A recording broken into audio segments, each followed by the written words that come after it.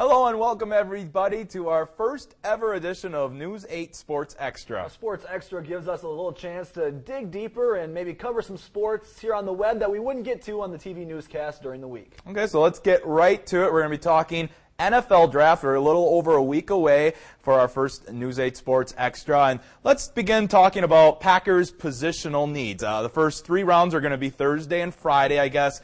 Where would you like to see the Packers address, in those first 3 picks? What positions? It's a good position to be in that last pick because it means you won the Super Bowl, right? So the problem is you have to wait for 31 other teams to pick. But if I had to pick one position or two, one thing I'm looking at is who's getting older or who's leaving through free agency. I'm thinking offensive tackle is one I would definitely want to address. With Chad Clifton maybe having his best year at age 35, you can't count on that happening again, and you don't hear of many tackles that are going to play on through their 40s and whatnot. So got to look offensive tackle. Defensive line with Cullen Jenkins and Johnny Jolly probably being gone is another one. And other than that, maybe an outside linebacker to complement Clay Matthews. There are a couple spots that I would look for. Another position to throw out there, maybe not with their first pick, but maybe second, third round. You talked about age. Donald Driver, he's getting older by the year. Maybe that's a position that you get a guy, I think Driver's still got a good year left in him. However, with James Jones departing, maybe draft a guy this year to be your number 4 guy. Absolutely. And along those lines that you just said, another guy that's getting a little bit older, still good, Charles Woodson. But say one guy goes down, Charles has to go back to the outside where maybe he's not as comfortable at this point in his career. He's more of an inside guy. So, yeah, they're going to be looking at a lot of depth, I think, in a couple different spots. And it's nice to know that they have a lot of talent, but they can provide some depth and plan for the future. Well, Packers pick number 32, like you said, the award that goes with winning the Super Bowl. Let's take a look at what some possible picks are. If you look around on the internet, these are a lot of names that you're going to see on a lot of people's mock drafts. You got a couple offensive linemen, Danny Watkins from Baylor, Derek Sherrod from Mississippi State. Go to the defensive line, Cam Hayward might be there from Ohio State, as Marvin Austin from North Carolina. And as you mentioned, maybe you look for a guy to complement Clay Matthews at outside linebacker.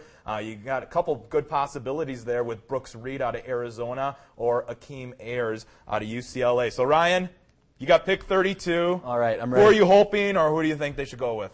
If I'm going with my heart, I want to take Brooks Reed, the outside linebacker from Arizona. Why do I want Brooks Reed?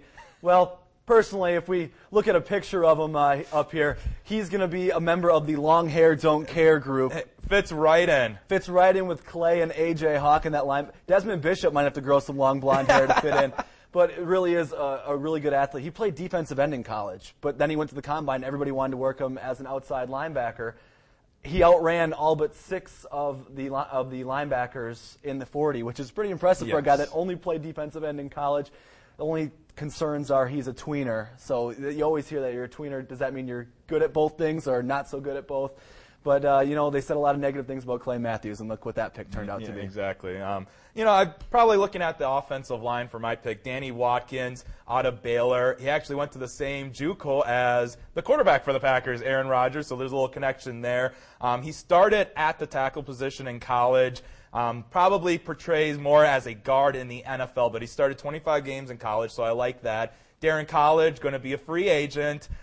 Don't know if the Packers are going to spend what it takes. It'll be interesting to see what he kind of gets out there on the open market when we happen to get that moment of an open market. But I think if you take a Watkins, you pair him with Josh Sitton, you got a combo, assuming that the Packers do re-sign Sitton in a couple of years. You got a nice young combo that you can go with at the guard spots for the coming years. And you look at the sizes, Sitton, he's an up and right. He's one of the best guards now in the NFC. 6'3", 318 pounds. Watkins, 6'3", 310. So both that same type of player. Road graders. And like you came up with that interesting tidbit today.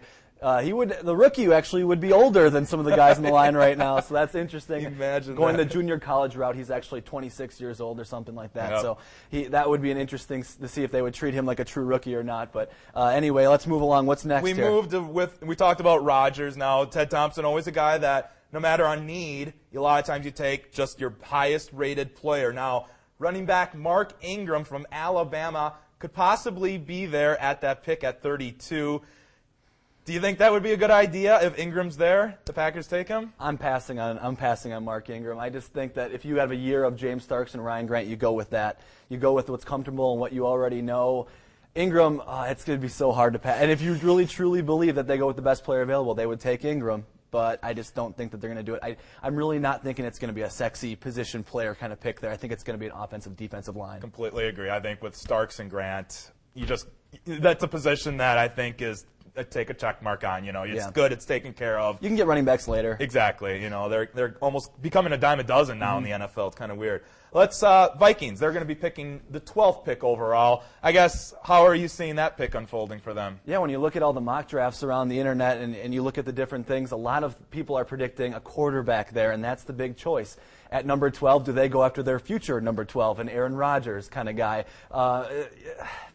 But the problem is the top two prospects are going to be gone at that point. So do you reach for that third guy that early, or do you go for a guy like maybe Daquan Bowers, who at one point was projected to be the number one prospect in the NFL draft, who is now falling because of injury concerns? Other defensive linemen will be there too. Robert Quinn, who missed his senior year of college.